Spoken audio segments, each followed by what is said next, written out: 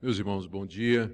Dando continuação à nossa série de mensagens no Evangelho de Lucas, quero convidá-los a abrir a Bíblia nesse Evangelho no capítulo 1, versos 39 a 45. Lucas registra aqui a visita que Maria fez à sua parenta Isabel. Lucas capítulo 1, 39 a 45. Naqueles dias, dispondo-se Maria, foi apressadamente à região montanhosa, a uma cidade de Judá. Entrou na casa de Zacarias e saudou Isabel. Ouvindo esta saudação de Maria, a criança lhe estremeceu no ventre. Então Isabel ficou possuída do Espírito Santo e exclamou em alta voz: Bendita és tu entre as mulheres, bendito o fruto do teu ventre. E de onde me provém que me venha visitar a mãe do meu Senhor? Pois logo que me chegou aos ouvidos a voz da tua saudação, a criança estremeceu de alegria dentro de mim. Bem-aventurada que creu, porque serão cumpridas as palavras que lhe foram ditas da parte do Senhor. E chamo a sua atenção especialmente para a parte que diz que Isabel ficou possuída do Espírito Santo. Ela ficou possuída do Espírito Santo. Um dos assuntos mais importantes na revelação bíblica é que Deus enviou o seu Espírito Santo para atuar no seu povo. Se nós pudéssemos sintetizar o ensino da Bíblia sobre isso, faríamos da seguinte maneira: Deus Pai planejou a salvação e a redenção do seu povo, Deus Filho encarnou, morreu e ressuscitou por esse povo, e Deus Espírito Santo foi enviado pelos dois para atuar no mundo, aplicando a obra do Filho na vida desse povo amado por Deus.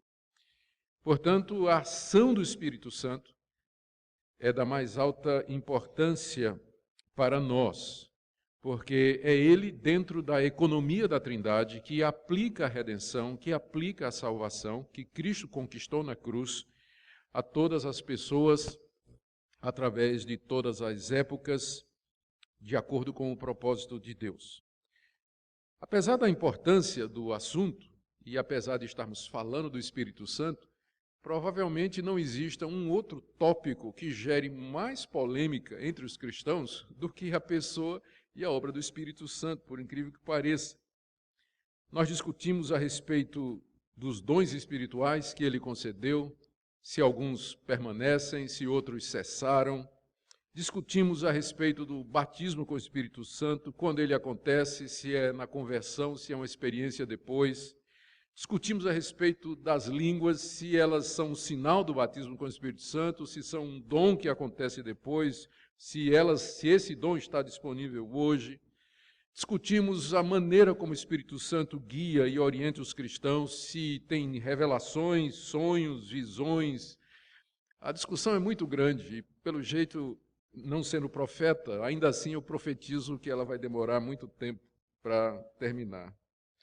Hoje eu gostaria de focar em um tópico da ação do Espírito Santo, que é o seu papel nos crentes antes de Pentecostes, que é o que nós encontramos aqui. Aqui nós temos uma judia crente, Isabel, que ao receber a saudação de Maria, ficou cheia do Espírito Santo. E Pentecostes não tinha acontecido ainda. Isso aqui foi antes do dia de Pentecostes. O que mostra que, no Antigo Testamento, portanto, antes de Pentecostes, o Espírito Santo atuava, ele agia na vida do povo de Deus. Na mensagem anterior, nessa série de Lucas, nós vimos a anunciação que o anjo Gabriel fez a Maria de que ela teria um filho e que esse filho seria o rei de Israel, o Messias prometido, seria o Filho de Deus que salvaria o seu povo do pecado deles. E logo depois que Maria recebeu a visita de Gabriel, a anunciação, ela corre para a casa de Isabel, sua parenta, que era numa casa nas montanhas, na região de Judá, era a casa de Zacarias. Zacarias era sacerdote e no momento ele estava mudo como castigo, porque quando o mesmo anjo Gabriel anunciou que a sua esposa Isabel teria um filho, João Batista, ele não acreditou. E aí, como castigo da sua incredulidade, ele ficou mudo. E já fazia 6 meses que Isabel estava grávida, quando Maria bate na porta, parenta dela. E quando Maria cumprimenta Isabel, o texto diz que Isabel sentiu que o bebê estremeceu de alegria dentro do seu ventre. E aí vem o texto que eu falei, não é? Que Isabel então ficou possuída do Espírito Santo. O Espírito Santo veio sobre Isabel e a tomou completamente. E o resultado é que ela passou a profetizar. Ela profetizou, ela abençoou Maria, dizendo que ela era bendita entre as mulheres, porque o seu filho era bendito, porque ela era mãe do Senhor e Salvador dela, de Isabel, porque ela havia crido nas promessas de Deus e porque Deus haveria de cumprir tudo que prometeu para ela. Ela ficou cheia do Espírito Santo, o Espírito Santo tomou Isabel e, como resultado, ela falou a palavra de Deus, ela profetizou, foi dada a ela um conhecimento que ela não tinha. Maria só tinha saudado, mas na hora que o Espírito Santo veio sobre Isabel, ela ficou sabendo que ela estava grávida daquele que seria o Salvador dela, Salvador de Isabel, o Senhor de Isabel. O que nós vemos aqui, como eu disse, é o Espírito Santo agindo na vida de uma crente, de uma judia crente, antes do dia de Pentecostes. Às vezes os cristãos, muitos, têm a impressão que o Espírito Santo só começou a agir e só começou a trabalhar depois do dia de Pentecostes. Quando, na verdade, a Escritura é muito clara, e aqui está um exemplo só de muitos outros, de que antes do dia de Pentecostes, a terceira pessoa da Trindade, o Espírito Santo, já atuava no meio do povo de Deus. Antes disso acontecer, Lucas já tinha registrado, na palavra que o anjo Gabriel deu ao seu pai Zacarias, que João Batista seria cheio do Espírito Santo desde o ventre de sua mãe. Ou seja, antes de Pentecostes, quando João Batista foi concebido, ele já era cheio do Espírito Santo na barriga de mamãe, antes do dia de Pentecostes. Depois desses eventos, aqui mesmo no Evangelho de Lucas, há vários outros episódios em que, antes de Pentecostes, crentes judeus foram cheios do Espírito Santo e profetizaram. Zacarias, o pai de João Batista, quando o menino nasce e que eles colocam o nome de João, o empecilho que tinha na sua boca saiu, e ele, diz o texto, eu vou ler aqui, capítulo 1, verso 67, Zacarias, cheio do Espírito Santo, profetizou, dizendo, bendito seja o Senhor, Deus de Israel, porque visitou e redimiu o seu povo e nos suscitou plena e poderosa salvação na casa de Davi, seu servo. Note a expressão, Zacarias, cheio do Espírito Santo, e isso foi antes de Pentecostes. Mais adiante, no capítulo 2, de 25 a 27, temos o episódio de Simeão, aquele homem de Deus, aquele crente judeu justo que esperava a chegada do Messias, que quando ele percebe Jesus sendo levado pelos seus pais ao templo para ser circuncidado, ele toma a criança, o menino Jesus no braço, e diz o texto, que ele profetizou a respeito de Jesus. O verso 25 diz, havia em Jerusalém um homem chamado Simeão, homem esse justo e piedoso, que esperava a consolação de Israel, e o Espírito Santo estava sobre ele. E o Espírito lhe revelara que não passaria pela morte antes de ver o Cristo do Senhor. Movido pelo Espírito, foi ao templo. Você tem então aqui mais um exemplo de um homem, de um crente no Antigo Testamento, porque embora isso aqui esteja registrado no Evangelho, ainda é debaixo da dispensação do Antigo Testamento. Vocês sabem que a diferença, que a passagem do Antigo Testamento para o Novo, na verdade, acontece com a morte e ressurreição de Cristo e a descida do Espírito no dia de Pentecostes. Mas antes disso, Jesus ministrou debaixo do Antigo Testamento. É por isso que ele diz aos judeus, vocês têm que cumprir a lei, vocês têm que fazer o que a lei determina. É por isso que quando Jesus curou um leproso, ele diz, vai te mostrar o sacerdote, porque Jesus estava ministrando ainda debaixo da lei, no período do Antigo Testamento. Então, estes episódios aqui ainda são nesse período. O Novo Testamento começa em Pentecostes para frente. Os evangelhos relatam a atividade de Jesus, ainda debaixo do chamado período da lei, do Antigo Testamento. Mas o ponto é que nesse período, antes de Pentecostes, o Espírito Santo tomava as pessoas, possuía as pessoas, enchia as pessoas, concedia dons às pessoas, atuava nelas, guiava nelas. E nós não vemos muita diferença disso com o que nós encontramos no período depois de Pentecostes, onde também vamos ler de pessoas que ficaram cheias do Espírito Santo, receberam dons espirituais, profetizaram e da parte de Deus então foram guiadas a fazer coisas extraordinárias. Qual a importância então de nós entendermos essa ação do Espírito Santo antes do dia de Pentecostes e depois? Bom, primeiro é sempre bom entendermos tudo, né, que a Bíblia diz. Quando a gente conhece bem a Bíblia e tudo que ela nos ensina, nós estaremos mais seguros e teremos uma base melhor para a nossa prática. Por isso que é bom a gente aprender qualquer assunto relacionado com a Escritura. Se Deus revelou na Bíblia, é porque é importante para nós. Segundo, porque quanto mais a gente sabe a respeito da pessoa e da obra do Espírito Santo, melhor nós iremos nos relacionar com Ele. Então, quem é casado sabe disso. À medida que os anos passam e a gente vai conhecendo mais a pessoa, o relacionamento vai ficando melhor. Pelo menos deveria, né? Na maioria dos casos. O relacionamento vai ficando melhor. Quanto mais você conhece, então mais você vai se relacionando da maneira correta. E também porque nós não queremos ser como os discípulos de João Batista, como está lá no livro de Atos. Paulo chega em Éfeso, encontra os discípulos de João Batista e pergunta: vocês já receberam o Espírito Santo quando creram?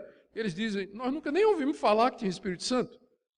Então você não quer ser como os discípulos de João Batista, não é? Você quer aprender sobre o Espírito Santo, quer saber mais sobre ele. Por isso que assuntos dessa natureza são importantes. Bem, na verdade, há apenas duas posições sobre esse assunto da ação do Espírito Santo antes do dia de Pentecostes e depois do dia de Pentecostes. E eu tentei organizar aqui de maneira a ficar um pouco mais fácil para nós compreendermos. Primeiro, existe a posição que é a posição majoritária, que é da maioria dos estudiosos e que eu acho que é a posição que a maioria dos crentes acredita, que eu vou dizer, que eu vou explicar como sendo aquela posição que acha que a diferença entre a ação do Espírito Santo no Antigo Testamento para com a atuação do Espírito Santo no Novo, depois de Pentecostes, é qualitativa. Há uma diferença real. E a diferença está no seguinte: no Antigo Testamento, ou antes de Pentecostes, o Espírito Santo habitava temporariamente nos crentes. Ele entrava e saía nos crentes. E ele enchia apenas pessoas especiais e capacitava para o trabalho algumas delas, como reis, profetas e juízes. O Espírito no Antigo Testamento, antes de Pentecostes, concedia dons a algumas pessoas, como profecias, visões, sonhos, revelações. Só depois de Pentecostes é que o Espírito passou a habitar permanentemente no crente e dando dons espirituais a todos os crentes. Então, essa seria a diferença nessa primeira posição. Antes de Pentecostes, o Espírito Santo entrava e saía nos que criam, nos judeus crentes, como Abraão, Isaac, Jacó, os profetas, eram todos crentes como nós somos. Só que o Espírito Santo entrava e saía, não morava com eles. E dava dons a alguns, e não a todos. E usava pessoas especiais, como os reis, os profetas, juízes, mas não todos os crentes. Essa é a primeira postura. Você vai encontrar livros de teologia, livros de pneumatologia, que é a doutrina do Espírito Santo, ensinando isso. A segunda posição, que é a minoritária, pouca gente, menos pessoas acreditam nisso, e eu estou entre elas, é que a diferença é só quantitativa, não há uma diferença de qualidade, mas apenas de intensidade. Ou seja, na minha opinião, e eu não estou sozinho nisso, a ação do Espírito Santo sempre foi a mesma, antes de Pentecostes e depois de Pentecostes. A diferença é que depois de Pentecostes ele passou a agir de maneira mais ampla e intensa, mas ele faz hoje a mesma coisa que ele sempre fez antes de Pentecostes e durante o período do Antigo Testamento. Ou seja, ele habitava permanentemente nos judeus que eram crentes, verdadeiros da mesma forma que habita hoje. Ele regenerava, santificava e guiava os crentes judeus do Antigo Testamento, antes de Pentecostes, da mesma forma que ele faz conosco hoje. O que aconteceu é que, depois do dia de Pentecostes, quando ele oficialmente vem sobre a igreja, na nova fase em que a igreja deixa de ser o povo de Israel e passa a ser uma comunidade espiritual internacional, composta de gente de todos os países, é que sua ação é mais ampla, é mais clara e intensa, e isso proporcional à chegada do Messias. Ele concede dons espirituais a todos os crentes e não somente a alguns líderes especiais como Sansão, Gideão, Moisés e os grandes profetas. Ele capacita a todos os crentes agora com poder, ousadia, convicção e coragem para dar testemunho de Cristo, para cumprir o que Jesus disse. Vocês têm que ir ao mundo inteiro e pregar o Evangelho. E tudo isso estava relacionado com essa fase da internacionalização da igreja, do povo de Deus e sua expansão pelo mundo todo. Deixa eu trazer alguns argumentos aqui para mostrar isso. O que eu estou dizendo é que o que nós encontramos aqui no texto de Isabel sendo possuída do Espírito Santo é uma amostra de que ele sempre fez a mesma coisa em todas as épocas. A ação do Espírito Santo hoje é idêntica à ação dele no período do Antigo Testamento. Deixe-me explicar por que eu acredito assim. Primeiro, por causa da doutrina da aliança. As igrejas reformadas creem que Deus tem apenas um povo. Esse povo, antes de Pentecostes, estava na nação de Israel e era composto dos judeus que criam. Tinha gente que era israelita, que era judeu, mas que não acreditava em Yahvé, que não acreditava naquilo que Deus revelou através de Moisés, que não acreditava nos profetas. Mas dentro desse povo judeu, Deus tinha o que os profetas chamavam de o remanescente fiel, o verdadeiro israelita que temia a Deus, amava a Deus e cria nas promessas de Deus de que um dia viria o Messias. Então eles eram crentes da mesma forma que você é hoje. A diferença é que eles criam no Messias que haveria de vir. E você hoje crê no Messias que já veio. Mas é a mesma fé. O problema é que você está depois da vinda do Messias e eles estavam antes da vinda do Messias, mas era a mesma fé, o mesmo Messias. Deus sempre teve um povo somente, nunca dois. E com esse povo Deus fez uma aliança. Desde a eternidade, na pessoa de Cristo, de ser o seu Deus, de ser o seu Salvador, de salvá-los mediante o sacrifício do seu Filho, preservá-los e guardá-los para a sua glória e desfrutar deles por toda a eternidade. A salvação, portanto, sempre foi da mesma maneira. É isso que às vezes as pessoas têm dificuldade de entender. Você vai encontrar gente hoje dizendo que antes de Pentecostes, antes da vinda de Cristo, no Antigo Testamento, as pessoas eram salvas pela lei. Elas eram salvas guardando a lei, cumprindo todos aqueles rituais. A verdade é que a lei nunca foi dada para isso. A lei, na verdade, ela foi dada para mostrar que o israelita precisava olhar para aqueles sacrifícios e dizer, um dia Deus vai mandar um Salvador que vai morrer pelos meus pecados. A salvação sempre foi da mesma maneira pelo sangue de Jesus. Nunca ninguém se salvou antes de Cristo ou depois dele, a não ser pelo sangue que ele derramou na cruz. Deus não tem dois caminhos de salvação, um no Antigo Testamento e outro no Novo. Sempre foi pela fé, pela graça, no Redentor Jesus. A diferença é que eles criam no Messias que haveria de vir e nós cremos no Messias que já veio. Nós temos a vantagem da história, porque nós vimos todas aquelas promessas se cumprir. Estamos vivendo há 2000 anos depois do cumprimento das promessas. Essa é a nossa vantagem histórica. Estamos vendo o cumprimento, mas a nossa posição é exatamente a mesma. Por isso que quando Jesus fala do reino de Deus, ele diz assim, que lá no reino dos céus, nós nos sentaremos à mesa com Abraão, Isaque e Jacó. São os nossos irmãos em Cristo. São crentes como nós, fazem parte do mesmo povo. Estaremos sentados com eles. Eles vieram antes de nós, são exemplos de fé para nós. Nós andamos nas pisadas da fé que Abraão teve, que Moisés teve, que Isaías teve, que Jeremias teve, que os patriarcas tiveram, que os profetas tiveram, que os juízes tiveram. Nós somos a continuação desse povo. Deus só tem um povo e com eles tem uma aliança, há somente um Salvador. A salvação foi da mesma maneira. Por isso, a ação do Espírito Santo sempre foi a mesma. Sempre foi a mesma. A segunda razão, a primeira que eu dei foi essa, a doutrina da aliança. A segunda argumentação para sustentar isso que eu estou dizendo, que o Espírito Santo agia antes de Pentecostes, da mesma forma que ele agiu depois, é a natureza básica e imutável do homem e do Evangelho. O homem, depois que caiu no jardim, depois que Adão pecou, ele é o mesmo hoje. Eu não sei quantos anos a humanidade tem. Alguns dizem milhões de anos, outros dizem milhares de anos. Eu estou mais para milhares. Mas ninguém sabe ao certo quanto tempo a raça humana está aqui. Mas uma coisa nós sabemos. Nunca houve um ser humano que veio a esse mundo sem que estivesse manchado pelo pecado e já corrompido na sua essência. Nascemos pecadores e como parte de uma raça que está debaixo da condenação justa de Deus por causa dos pecados. O homem está morto espiritualmente. Desde o primeiro filho de Adão até o bebê que acaba de nascer nesse instante em alguma parte do mundo.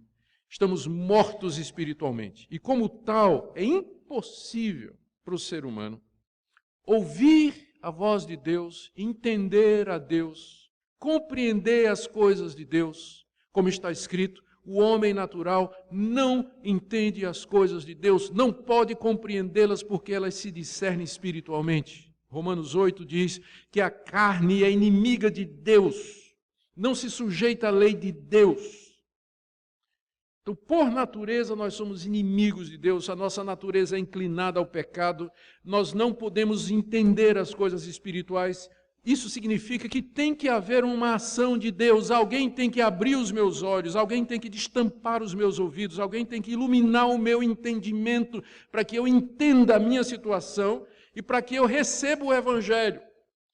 E quem faz isso é o Espírito Santo de Deus. Essa necessidade de regeneração, é esse o nome que nós damos para essa ação de abrir os olhos, destampar os ouvidos e iluminar o entendimento. Chamamos de novo nascimento. A pessoa tem que nascer de novo para poder entender estas coisas. E quem faz isso é o Espírito Santo. E essa necessidade de novo nascimento também era antes de Pentecostes. Ou vocês não acham que os judeus, debaixo da lei, debaixo dos profetas, debaixo de Moisés, eles não precisavam nascer de novo? Claro que precisavam. Eles eram tão pecadores como nós somos. Era a mesma natureza. Por isso, para que alguém fosse salvo, no Antigo Testamento, era necessário que o Espírito Santo regenerasse, abrisse os olhos, iluminasse para que a pessoa pudesse olhar para os sacrifícios de animais no altar e entender que aquilo era uma prefiguração, um tipo, um símbolo do Messias que um dia haveria de vir, do Cordeiro de Deus que tira o pecado do mundo. Só o Espírito Santo podia fazer isso.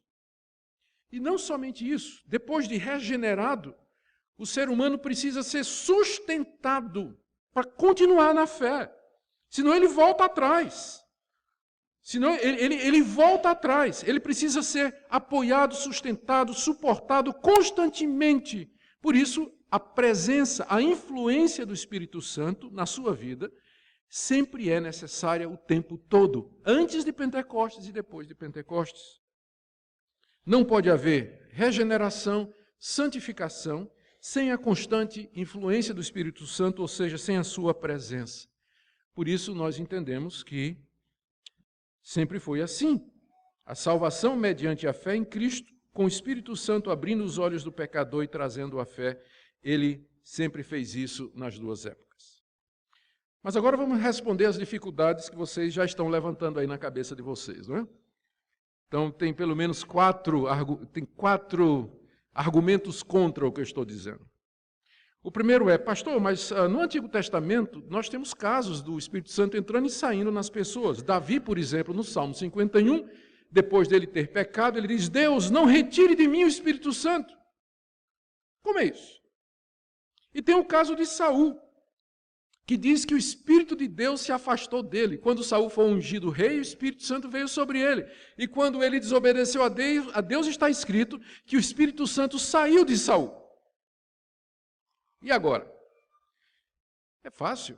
É só fazer a distinção entre a ação salvadora do Espírito Santo e sua ação capacitadora. Quando Davi diz, não retira de mim o teu Espírito Santo, ele está se referindo à unção que ele recebeu para ser rei. Capacitação. Deus, não tira de mim o teu poder para fazer a tua vontade. Ele está se referindo à obra capacitadora do Espírito Santo. É nessa mesma situação, dessa mesma maneira que nós vamos interpretar o que aconteceu com Saul. O Espírito Santo veio sobre Saul para ungí-lo, capacitá-lo para ser rei. Não quer dizer que Saul era crente. É isso que às vezes as pessoas não entendem. Elas pensam que o Espírito Santo só atua em quem é crente. Não é verdade. Judas, que não era crente, que foi o traidor, ele fez todos os milagres que os demais 11 apóstolos fizeram. Ressuscitou mortos, curou leprosos, fez milagres. Judas fez tudo isso pelo poder do Espírito Santo e não era crente. O Espírito Santo pode usar uma pessoa, mesmo que ela não seja crente. Você quer prova? Esses casos que eu estou mostrando. A história da igreja está cheia de exemplos de pessoas que foram usadas por Deus para conduzir outras a Cristo, que no fim apostataram, não eram crentes. Eu mesmo fui orientado, foi uma grande bênção na minha vida, eu recebi orientação para entrar no seminário em 1980, por um pastor que era muito conhecido na minha cidade de Recife, era um grande pregador. Um dia, esse homem foi quem me orientou a entrar no seminário e estudar teologia. Um dia ele larga a mulher dele com 8 filhos, trai por outra mulher, abandona o evangelho, nega tudo que ele ensinou, e ele já deve ter morrido descrente, se declarando ateu. Então, eu vou dizer, mas eu sei que eu fui abençoado pela vida dele. E você vai conhecer casos e casos de pessoas que vão dizer, olha, a pessoa que me guiou a Cristo, a pessoa que me abençoou, hoje não é mais nada, não quer saber de nada. Você não sabe de casos assim? Deus pode usar até a burra de Balaão. Não é verdade? Aliás, isso é até uma coisa que me consola muito, não é? Aquele episódio em que Sansão usou a queixada de jumento. Lembra aquela história? Eu sempre me consolo dizendo assim, se Deus usou a queixada do jumento, quanto mais o jumento completo. Ele usa quem ele quiser. Ele usa quem ele quiser. O fato de que ele veio sobre Saul, usou Saul um tempo e depois o Espírito Santo saiu, não quer dizer que Saul era crente. Não quer dizer que Judas era crente. Então, quando Davi diz, não retires de mim o teu Espírito Santo, ele não está preocupado de que ele vai perder a salvação e que o Espírito Santo vai sair dele. Ele está se referindo à unção de Deus que veio sobre ele para ele ser rei, para ele pregar a palavra, para ele escrever salmos, para abençoar o povo de Deus. É isso que ele não quer perder. Como nós também não queremos. Quando nós pecamos, diz, Deus, eu não quero deixar de ser cheio do Espírito Santo. Eu sei que o Senhor não vai tirar de mim o Espírito Santo, mas eu não quero que o Senhor pare de me usar. Perdoe o meu pecado e me encha do teu Espírito Santo. Não é assim que nós oramos? Segundo argumento é, pastor, Jesus disse aos discípulos que eles precisavam ser batizados com o Espírito Santo. Mais uma vez tem uma diferença aqui. Às vezes as pessoas pensam que batismo com o Espírito Santo e regeneração, na história bíblica, eles representam a mesma coisa. No caso dos apóstolos, não representa a mesma coisa. Porque os apóstolos, Pedro, Tiago, João, André, os 12, com exceção de Judas, eles já eram regenerados, eles já eram crentes antes do dia de Pentecostes. Porque Jesus, uma vez perguntou para eles, quem vocês dizem que eu sou? Qual foi a resposta de Pedro? Tu és o Cristo, o Filho do Deus vivo. E o que foi que Jesus disse? Pedro, quem te revelou isso não foi carne e sangue, mas meu Pai que está no céu. Pedro era crente. E ele só podia dizer aquilo pelo Espírito Santo. Portanto, o dia em que o Espírito Santo veio sobre eles, lá em Pentecostes, não foi o dia da conversão deles, como muita gente pensa. Que os apóstolos se converteram no dia de Pentecostes, eles já eram crentes. Quando Jesus foi lavar os pés de Pedro, lembra o episódio? Pedro disse, o senhor não vai lavar meus pés, não? Aí Jesus disse, se eu não te lavar, tu não tens parte comigo. Qual foi a reação de Pedro? Senhor, me lava todo. O jeitão dele, né?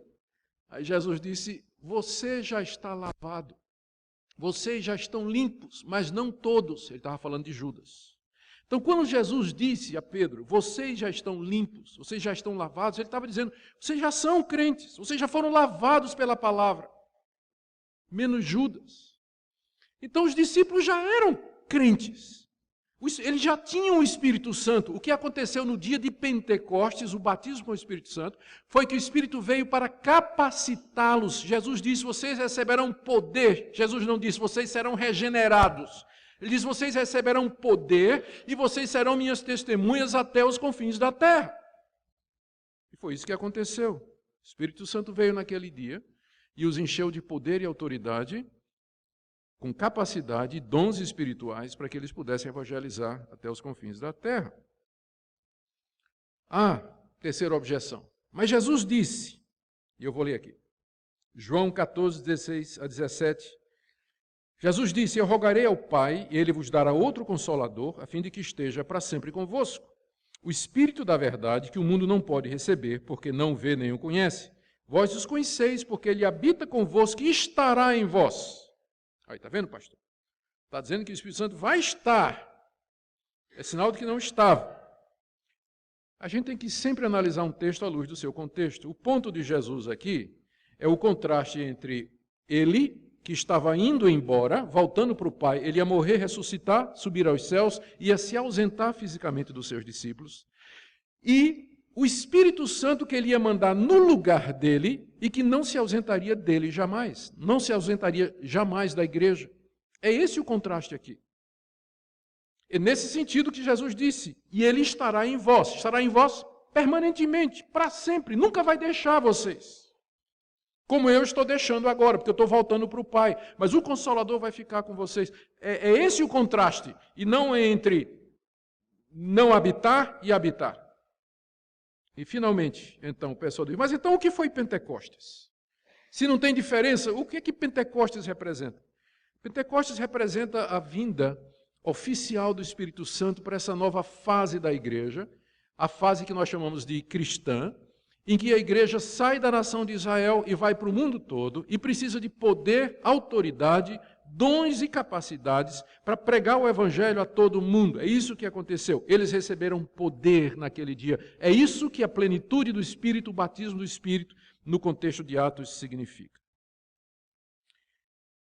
Muito bem. Que implicações práticas a gente pode tirar disso? Tá bom, pastor, mas o que é que isso tudo representa para nós hoje?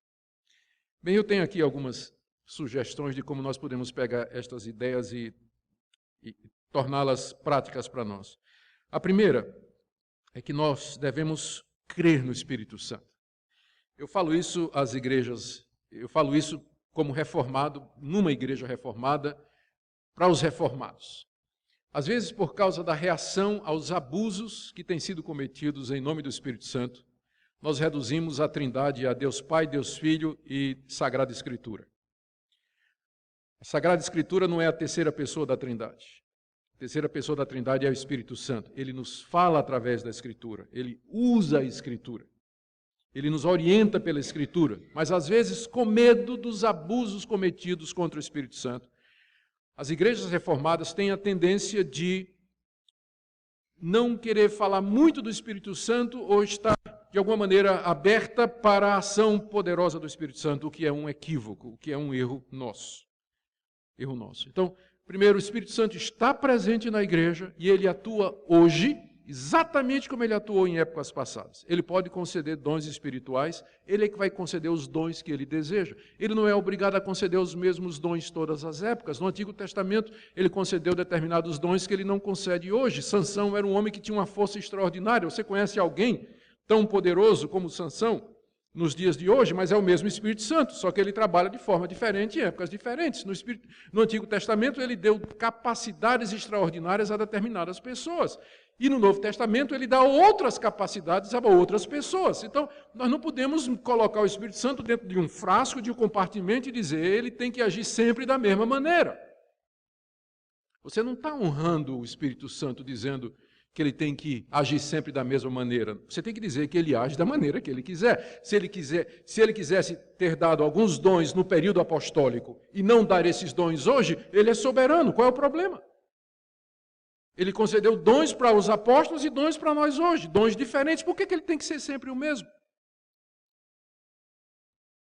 Por que ele tem que ser sempre o mesmo? O fato de que Deus é imutável não quer dizer que ele sempre age da mesma forma. Não confunda a imutabilidade de Deus com mesmice de Deus.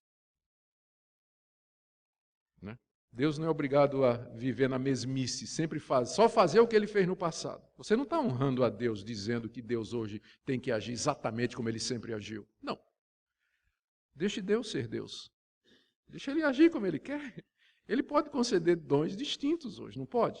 O ponto é, Nós temos que crer no Espírito Santo. É isso que está no nosso credo apostólico. Creio em Deus Pai, creio em Deus Filho e creio no Espírito Santo. O Espírito Santo está presente entre nós, é o mesmo Espírito. Ele é poderoso para agir. Ele é poderoso para se mover em nosso meio, para salvar, para santificar, para fazer coisas extraordinárias. Segunda coisa, devemos estar prontos e abertos para sermos cheios do Espírito Santo. E aqui há duas maneiras disso acontecer, falando a grosso modo na Bíblia. Primeiro, há um enchimento regular que nos é ensinado na Bíblia, quando nós usamos os meios de graça. Quer ser cheio do Espírito Santo? Leia a Bíblia, ore, tenha comunhão com os irmãos, escute a palavra, louve a Deus, esteja com o povo de Deus, e à medida que você faz isso, estas coisas são chamadas de meios de graça. Você vai sendo cheio do Espírito Santo. Mas há também o que aconteceu com Isabel. Isabel estava em casa lavando roupa, lavando prato, né? Buchuda de 6 meses, desculpa a expressão, né? Grávida de 6 meses. De repente alguém bate na porta. Ela abre, Maria. E Maria diz, como vai, Isabel? E o Espírito Santo vem sobre Isabel. Ela não estava lendo Bíblia, ela não estava orando, ela não estava jejuando, não estava fazendo corrente dos 7 dias, não estava no alto do monte, não estava no Monte Sinai, não estava sendo batizada com a água do Rio Jordão, não foi ungida com óleo do Monte das Oliveiras, nada. Ela estava em casa lavando roupa, Maria bate, ela abre a porta, o Espírito Santo vem sobre ela. Por quê? Porque Deus é soberano. Ele enche quem Ele quer, quando Ele quer. Devemos estar preparados para isso. A história bíblica está cheia de exemplos de como Deus surpreende, quando menos espera, Ele vem sobre, Ele toma, Ele se apodera, Ele enche. Então são duas maneiras. Uma, a regular. Você quer ser cheio do Espírito Santo? Leia a Bíblia, ore, estude, tenha comunhão. Mas segunda, esteja preparado. Porque de repente, quando menos você espera, o Espírito de Deus pode vir sobre você e tomar você e usar você. E a história da igreja e a história bíblica nos diz que geralmente ele faz isso com quem segue o primeiro ponto, para quem geralmente lê a Bíblia, para quem geralmente está em comunhão com ele, para quem geralmente anda com ele. Então, esses Deus vêm sobre, como veio sobre Isabel, e usa como ele quer. Que Deus nos ajude, então, a vivermos na dependência do seu Espírito, porque é dele que nós tiramos a força para vivermos como igreja nesse mundo. Sem a ação do Espírito de Deus, a igreja não poderá cumprir a sua missão, e nem você poderá ser salvo, santificado e finalmente glorificado. A Deus, Espírito Santo, seja toda a glória. Amém.